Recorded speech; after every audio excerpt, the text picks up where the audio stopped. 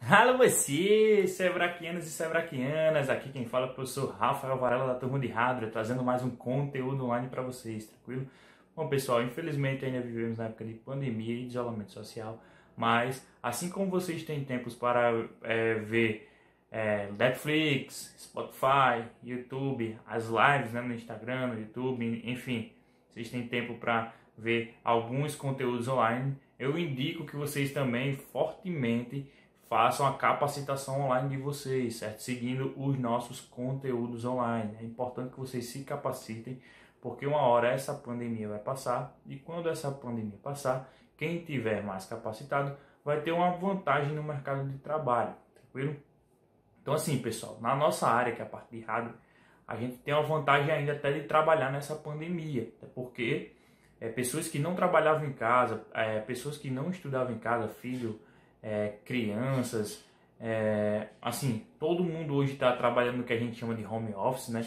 Então é importante termos a área de TI para dar suporte a essas pessoas, certo? A parte de hardware, consertar computadores, ajeitar os softwares dos computadores. Então, assim, quando a gente faz a nossa capacitação, mesmo que de forma online, certo? Já ajuda, vocês já podem começar a fazer alguns serviços, pegar alguns procedimentos para realizar o conserto ou a manutenção, tranquilo? Então, pessoal, se liguem que o curso, como eu já falei, já começou de forma online, certo? E dá para vocês aproveitarem, tira dúvida lá, não tem nenhum problema, é só me procurar, tranquilo? Então, é isso aí, esse é o recado de hoje, então partiu a apresentação online de hoje. Bom, pessoal, o conteúdo online de hoje, certo? Daremos início ao módulo 2 e no módulo 2 falaremos um pouco sobre placa-mãe, certo? É importante que vocês sigam as minhas instruções. A primeira instrução é ler a observação que fica aqui, ó. Dependendo de onde eu vou colocar, né, a minha telinha fica aqui na minha lateral, certo? Então é importante que vocês vejam essas recomendações, que a principal é ler o livro antes de começar o conteúdo online, porque vocês vão ter mais amadurecimento do conteúdo e fica melhor para vocês compreenderem o assunto, certo, pessoal? Então, eu indico que vocês leiam da página 25 a 38, certo? Abordaremos os tópicos 2.2 a 2.6. Então, assim, vocês deem uma lida antes de começar o conteúdo, porque fica o exercício de mentalizar, né, o conteúdo antes, para fixar melhor as definições, os assuntos, fica até melhor para vocês compreenderem o conteúdo online, certo? Então, todo o conteúdo vocês puderem fazer isso, fica bem mais fácil para vocês. Bom, pessoal, no conteúdo online anterior, o que nós vimos, né? Vimos um pouco sobre fonte de alimentação, para que serve uma fonte de alimentação, certo? Então, ela vai ser a fonte de energia, né, do computador. Então, para ela, chega da tomada, chega ali a alimentação e dela vai distribuir para todo o componente, né? Falei dos tipos de fonte, ATX, que é o padrão atual de fonte, certo? Falei também dos testes elétricos, que se vocês forem aí no tópico de elétrica, né, vocês podem ver que existe o teste de luz, né, e vai ter o teste também digital, que vocês vão colocar a chave digital lá, ou a chave de luz, aí vocês clicam lá. A de luz, ela vai saber se está passando uma corrente elétrica ou não. A digital vai dizer quanto é ali a amperagem, certo? Também tem um aparelho chamado multímetro que dá para fazer mais medições, certo? Como resistência, tensão, corrente, certo? Então dá para avaliar outros fatores aí também. Falei sobre a fonte de potência real e potência nominal. Falei que a fonte de potência real, o que é prometido é dado para você, certo? E a nominal, o que é prometido ali, por exemplo, uma fonte de 400 watts. É prometido 400 watts, mas se você somar, né, naquela folhinha lá, que tem na lateral da fonte, geralmente, quase 100% das vezes, aquela fonte ali, não, no somatório, não chega aos 400 watts prometidos, certo? Falei do painel traseiro, que já é uma forma de introduzir o que é placa-mãe, porque lá tem falando sobre a placa de vídeo, os conectores de áudio, os conectores USB, as portas seriais. Então assim, a gente já deu a introdução, os conectores PS2, certo? Então assim, a gente já deu uma introdução ao início de placa-mãe, que será o nosso conteúdo online de hoje, tranquilo? Tá, os temas de hoje serão com a ideia, né? Falaremos um pouco sobre a diferença entre placa-mãe e onboard e offboard, né? Então é importante vocês compreenderem esses conceitos. O que é um socket, o que são os slots de memória RAM, certo? Diferenciar slot PCI AGP e PCI Express e diferenciar portas IDE e SATA, tranquilo? Então é isso aí, pessoal. Vamos para a apresentação de hoje. Bom, primeiro começarei com vocês falando um pouco sobre placa-mãe, certo? Então, existem dois tipos de placa-mãe, certo? A placa-mãe on-board e a placa-mãe off-board. Rafael, qual é a diferença entre a on-board e a placa-mãe off-board, certo? Se vocês virem aí na imagem, certo?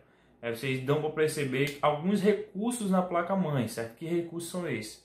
Vídeo, rede, áudio, certo? Então, se todos esses recursos virem já embutido por padrão de fábrica na placa-mãe, certo? É importante que vocês anotem esse conceito, tá?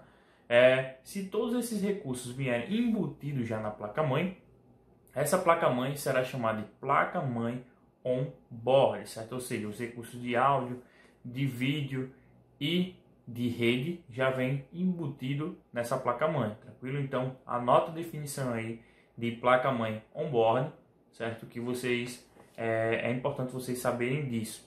Tá, a placa-mãe off-board, Rafael, o que é? No material de vocês, se vocês forem aí na página 25, certo? Vocês notarão que tem conceito de placa-mãe on-board, off-board, semi-off-board, certo? Mas a gente só vai tratar esses dois conceitos, que no mercado hoje só tem essas duas definições, on-board e off-board. Tá, Rafael, mas o que é uma placa-mãe off-board? Off-board é uma placa-mãe que não tem pelo menos um dos recursos que eu disse anteriormente. Não tem ou o recurso de vídeo, ou o recurso de rede, ou o recurso de áudio, certo? Então, se vocês forem aí na página 25 do material de vocês, vocês já saberão a definição, página 27, certo, pessoal? Página 27, vocês saberão já a definição aí de placa-mãe on-board e off-board. No primeiro tópico, ele fala dos três recursos, de vídeo, de áudio e de rede. Se pelo menos um desses recursos não possui na placa-mãe, essa placa-mãe já é considerada off-board, tranquilo? Tá, Rafael, mas além disso, a placa-mãe on-board e off-board tem alguma diferença entre elas? Quem é melhor, quem é pior? Pessoal, assim, sempre a gente tem que mensurar para o cliente ou mensurar para nós o perfil. Placa, peças, vai muito de perfil do cliente. Se o cliente é um gamer, então você vai ter que especificar um tipo de placa-mãe para gamer. Não adianta você especificar uma placa-mãe que o cara vai só ter a possibilidade de abrir planilhas do Excel ou Word ou acessar o YouTube, que não vai rodar, não vai ser uma placa-mãe boa para ele, certo? Seja ela off-board ou on-board. Para mim, a placa-mãe off-board é melhor que a placa-mãe on-board, na maioria das vezes. Por quê? Porque sempre precisará de um recurso externo dedicado a fazer aquela função. Mas como assim, Rafael? Exemplo, geralmente, mercadologicamente falando, as placas-mãe off-board, elas não vêm com o recurso de vídeo. É o recurso mais comum de não vir por padrão na placa-mãe. Então, assim, quando você não tem esse recurso de vídeo por padrão, você vai comprar um hardware bem mais robusto, uma placa de vídeo bem mais robusta. Então, assim, essa placa-mãe pode até ter o mesmo hardware ali, se comparado os componentes a componentes, né? Fazer uma espécie de raio-x comparativo. Mas o diferencial dessa placa-mãe vai ser o hardware dedicado de vídeo, que vai ter uma potência bem maior.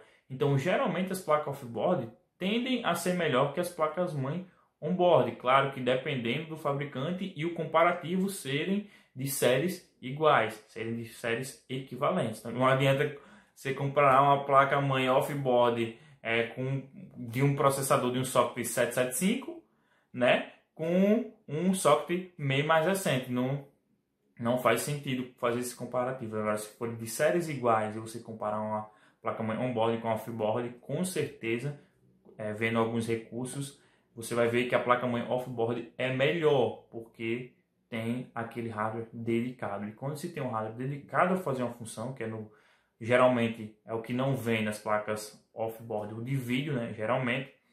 Então, esse recurso de vídeo, ele vai ter um hardware dedicado a processar melhor a imagem. Então, esse é o grande diferencial de uma placa-mãe off-board para on-board. Tranquilo? Ter o hardware dedicado a fazer aquela função que não veio por padrão. Então, anotem a definição de on-board, de placa-mãe on-board, de placa-mãe off-board e a diferença entre uma e outra e qual é a melhor. Tranquilo? E por quê, né? É importante saber o porquê das coisas.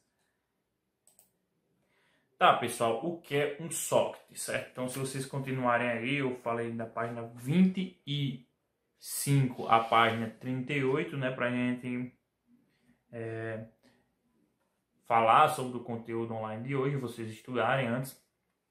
Tá, o que é um socket? O socket nada mais é que uma conexão, certo? Ele vai ser a conexão, o slot ali de conexão, ao invés de ser slot de conexão, que é usado para a memória RAM, ele vai ser onde vai ser encaixado o processador, certo?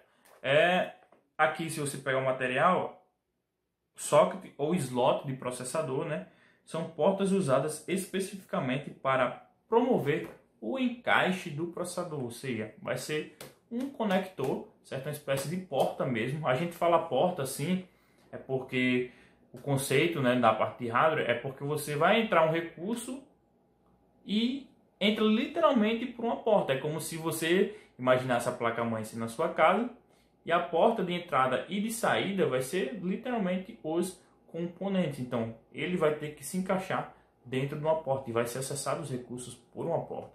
Então, assim, o que é um socket, né? Resumindo, ou slot de processador. Mas não confunda com slot de memória, certo? Que lá na frente eu vou explicar a diferença, certo? Geralmente, certo? É importante que vocês usem. Vamos usar socket para processador e slot para memória RAM, certo? Anotem aí. Socket, processador, slot, memória RAM. Então, assim, o que é um socket? Socket nada mais é que o encaixe do processador na placa-mãe. Tá vendo a placa-mãe aqui, certo? Essa placa-mãe azulzinha, certo? Essa placa-mãe, ela tem vários componentes, mas se dermos um zoom no componente dela, do processador, ela vai ter esse componente aqui, certo? Então, esse é um socket da Intel. Então, esse vai ser o encaixe do processador Intel nesta placa-mãe. Ah, Rafael, mas qual a importância de saber disso? É justamente você não pegar um processador de outra marca, certo? E tentar colocar aí. Se você pegar um processador Intel e colocar no socket AMD, você pode danificar a sua peça. Se você pegar um socket um processador da AMD e tentar colocar no socket da Intel, com certeza você vai danificar o seu processador, pessoal. Então é muito importante saber disso para sabermos qual tipo de processador vai ser encaixado nesse socket, certo? Quais são os tipos de socket? É importante que vocês saibam diferenciar, né? Então vocês verem aí, se formos ver alguns modelos de socket, né, os tipos de socket, vai ter duas fabricantes, né, de processador dominando o mundo. Uma vai ser a Intel e a outra a AMD, certo?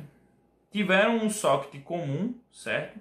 Que era o antigo socket 7, né? Que era usado tanto pela Intel quanto pela AMD, certo? Mas depois a AMD fez o seu socket e a Intel fez o seu socket. Eu prefiro a estrutura de socket da Intel. Por quê?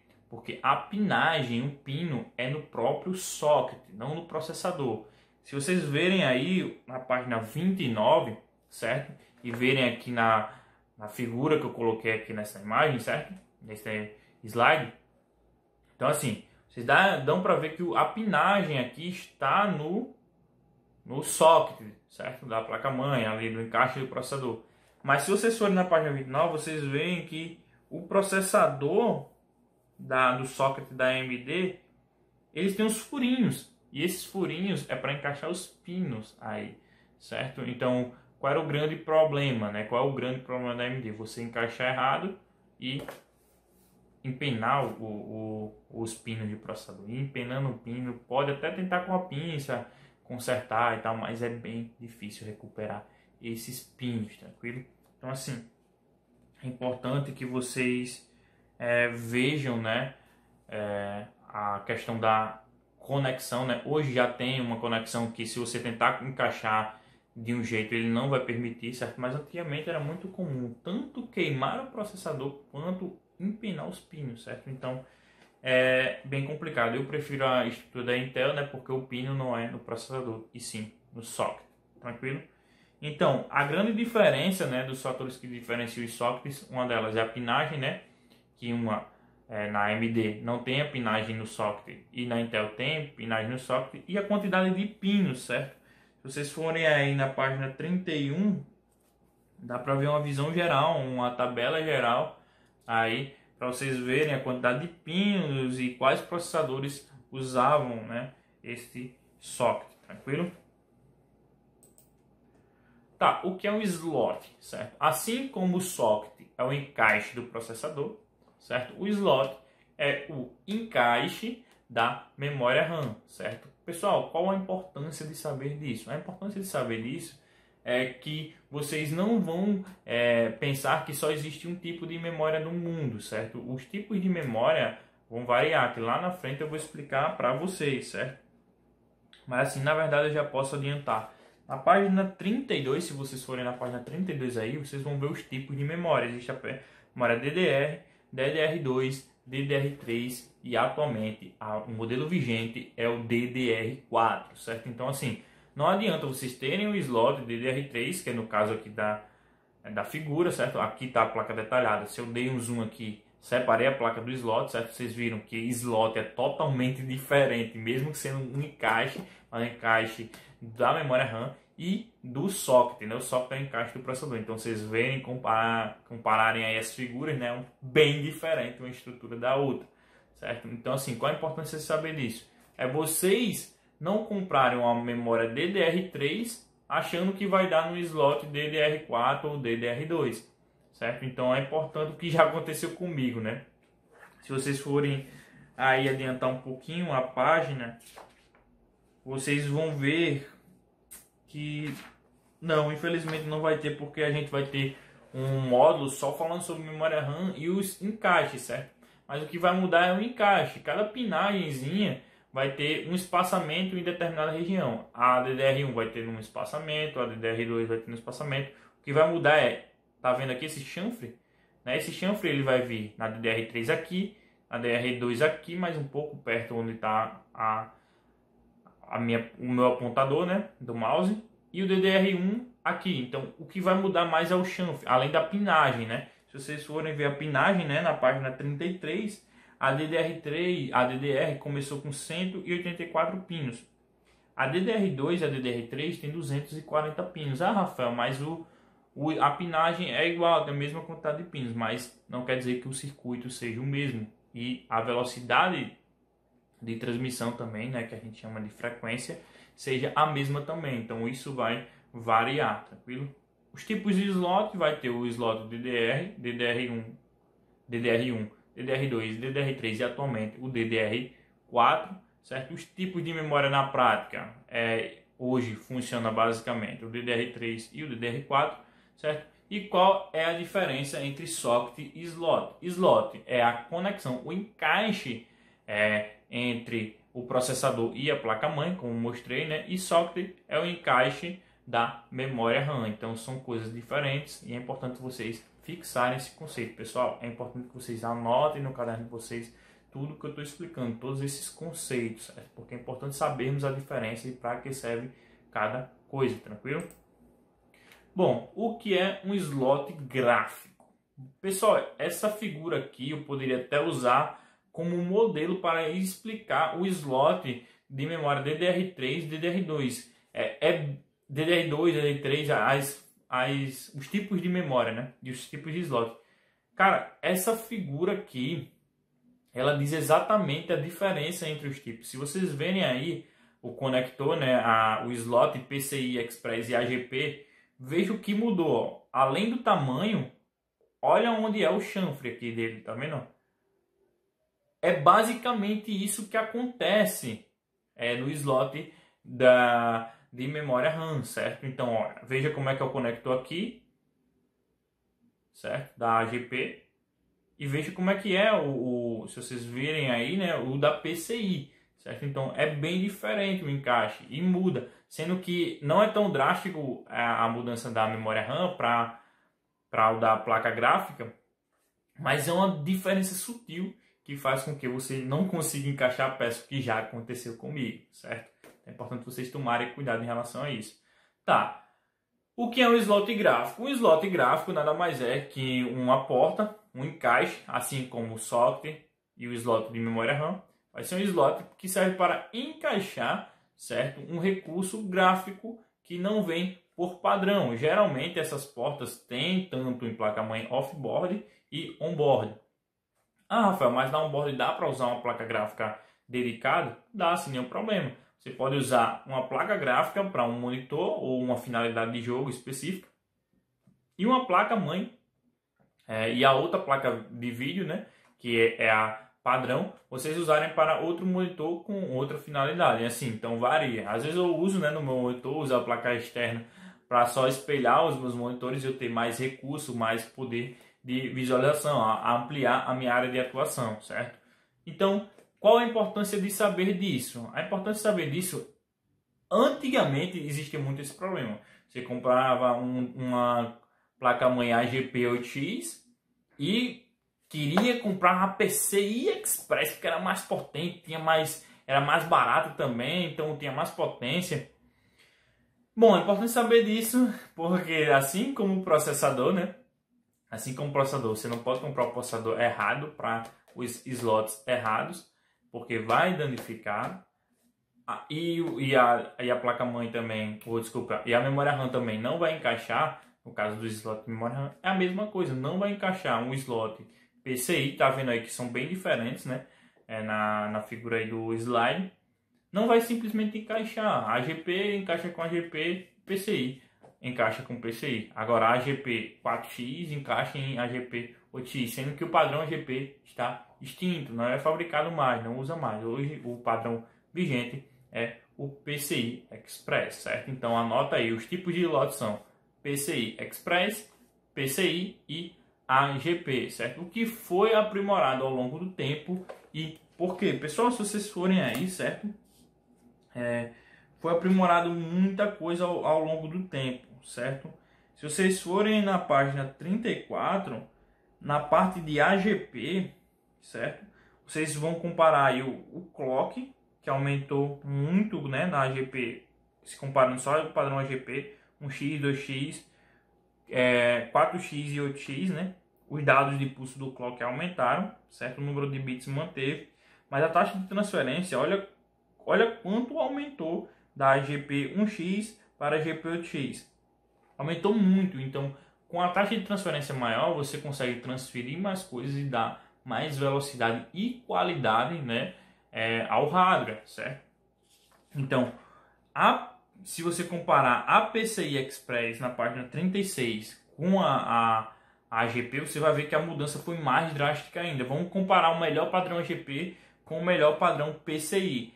Veja a diferença, vai ser 2.128 megabytes por segundo, certo?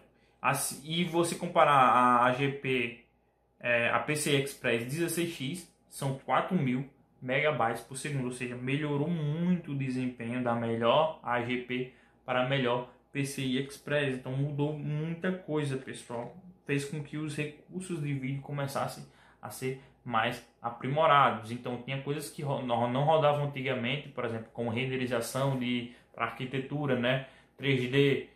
Começou a vir mais esse conceito de 3D, de jogos, né, para PCs, justamente porque as placas gráficas de computadores foram evoluindo muito rápido. Então, se vocês pegarem esse comparativo aí, é uma parte que vocês dão para ver o quanto foi a evolução. E hoje o padrão está bem mais atualizado, tranquilo? Tá. O que é a entrada para periféricos, né? A entrada para periféricos nada mais é uma entrada que você vai usar para conectar o que a gente chama de periféricos, né? Mas o que são periféricos? A placa-mãe é aquele elemento central. E o que está ao redor dela, né, naquelas portas, né, que eu falei, naquelas conexões. Por exemplo, processador, memória RAM, é um periférico? Não. Mas tudo que for conectado numa porta periférica, que seja SATA, ou seja, USB, ele vai ser considerado um periférico. Um mouse é um periférico? É um periférico. Um teclado é um periférico? É um periférico. Um HD externo é um periférico? É um periférico. Então, assim, tudo que envolver a periferia, as redondezas do computador, vai ser um periférico. Tá? Então, espero que vocês anotem esse conceito aí e vocês fixem esse conceito. Tá? Qual é a importância de saber disso? A importância de saber disso é que muitas vezes as definições, né, quando você for conversar com um técnico, ele vai dizer qual periférico você quer para o seu computador. Aí você vai dizer, não, eu não sei nem o que é periférico e que nada é periférico. Ou vai vir uns conceitos lá, né, uma lista no seu trabalho, lista aí os periféricos que você precisa. Caramba, aí você começa a citar as peças lá e nenhuma peça é um periférico. Então fica bem complicado. Então é importante vocês saberem disso, porque é um conceito que vocês vão usar muito no dia a dia. Tá? Os tipos de entrada, pessoal, existem dois tipos de entrada, IDE e SATA. Hoje o padrão vigente é o padrão SATA. Tá? Qual é a grande diferença do padrão SATA para o padrão IDE? Primeiro, a pinagem também mudou na quantidade de vias. E segundo, que o padrão SATA, além de ficar mais rápido e veloz a transmissão, né, ganhou muito em espaço. Antigamente, os computadores sofriam muito mais com refrigeração do que sofrem hoje, certo? Então, aquele envoltório de cabos, né? Então, percebam aqui, ó, aqui é o cabo SATA, esse vermelho, certo? E aqui é o cabo IDE. Olha a quantidade de fios que passavam no cabo IDE. Então, era enrolado no envoltório. E se você conectasse um HD e conectasse também um leitor de DVD, ficava complicado de conectar os dois. Era uma mané de fio, batia nas duas peças. Enfim, era um caos. Era terrível. Então, primeiro que ganhou em espaço, né? O que foi aprimorado ao longo do tempo, né? Primeiro ganhamos em espaço, ganhamos em velocidade também na mudança do cabo. Por mais que diminuísse os fios, né? Se vocês forem aí na página 39, né? Ele já começa a falar, né, dos tipos dos fios. Mas além de ter ganho no espaço, que foi muito importante para a questão da refrigeração do computador, né? A gente ganhou também na velocidade, certo? Na pinagem de transmissão. Os fios do SATA, por exemplo, a primeira geração do serial SATA, se vocês forem na página 39, né? Vocês veem que funciona em uma velocidade, né, de 1,5 GHz. Então, assim, é uma frequência muito, muito, muito mais alta, certo? E o cabo flat, né, se vocês forem lá em cima, pode transmitir no limite dos 133 megabits por segundo, enquanto o SATA, né, pode transmitir até 300 megabits por segundo. Então mudou muito, pessoal, muito isso aí. Mudou o tamanho do cabo, melhorou a arrumação dentro do computador, melhorou a questão de refrigeração, porque um cabo menor vai ocupar menos espaço, então vai ajudar ali na ventilação, e manteve também, e melhorou, na verdade, a questão da taxa de transmissão, pessoal, certo? Então isso foi o que mudou ao longo do tempo. Tá, pessoal? Então se liga aí, né, que a hora da revisão é importante, essa hora da revisão a gente falou muitos conceitos, então é importante a gente revisar agora, certo? Falamos sobre os tipos de placa-mãe, né? Falamos do placa-mãe on-board e de placa-mãe off-board. Se não vier um dos itens que eu vou citar agora, vídeo, áudio ou rede, a placa-mãe é considerada off-board. Se não vier pelo menos um desses recursos, que se vier todos esses recursos já por padrão de fábrica, o padrão é reconhecido como placa-mãe on-board, certo? Outra coisa é o que é socket. Socket nada mais é que um encaixe do processador na placa-mãe. Slot é usado para a memória e também, da mesma forma, é um encaixe na placa-mãe, certo? O socket é usado para processador, slot para memória RAM. Mas também tem um slot de placa gráfica, né? Que eu falei dos tipos de slot, falei do AGP e falei do PCI Express. Falei também dos conectores IDE e dos conectores SATA, pessoal. Os conectores SATA é o padrão mais atual, né? O vigente. e ganhou muito em questão de taxa de transferência, espaço, né, que ajudou ali tanto na arrumação quanto na ventilação dos hardwares dentro do gabinete, tranquilo? Então vocês anotem isso aí, se não entendeu, pergunta lá no grupo do WhatsApp, não tem nenhum problema, tranquilo? Bom, pessoal, exercício de fixação, é importante esse momento para vocês fixarem os conceitos, certo, pessoal? Então, tudo que vocês viram aqui, né, na parte teórica, vocês vão ver no exercício de fixação, responder para ver se fixou lá. Então, tudo que eu pedi para vocês anotarem é importante, que poderá cair, certo? Então, é importante vocês anotarem tudo o que eu disse. O CRA vai estar entrando em contato com vocês no grupo do WhatsApp, certo? Então, assim, as meninas vão entrar em contato com vocês, mandando conteúdo para vocês, mandando exercícios de fixação. É importante que vocês respondam, informem no grupo, né, que o CRA vai contabilizar as respostas dos exercícios de fixação como presença online, pessoal. Então é importante que vocês respondam isso e se dediquem aos exercícios de fixação, tranquilo? Bom, pessoal, no próximo conteúdo online veremos alguns componentes da placa-mãe, certo? Falaremos sobre chipset, BIOS, barramento, conectores de alimentação, capacitores e chips auxiliares, tranquilo? Bom, pessoal, espero que não tenha ficado nenhuma dúvida, certo? E se ficou, me procura lá no grupo do WhatsApp que nós sanaremos as dúvidas, tranquilo? Então, por hoje é só e até o próximo conteúdo online. Valeu!